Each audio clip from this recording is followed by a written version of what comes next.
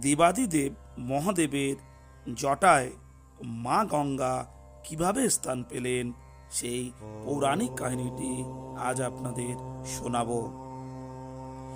নিজের পূর্বপুরুষদের আত্মার শান্তির জন্য গঙ্গাকে প্রসন্ন করেন রাজা ভাগীরথ। পৃথিবীতে অবতরিত হয়ে পূর্বপুরুষদের তৃপ্ত করার আবেদন জানান গঙ্গাকে।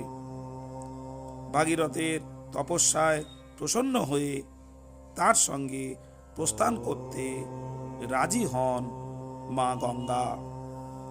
কিন্তু স্বর্গ থেকে অবতরিত হওয়ার সময় গঙ্গার বেগ পৃথিবী সহ্য করতে পারত না।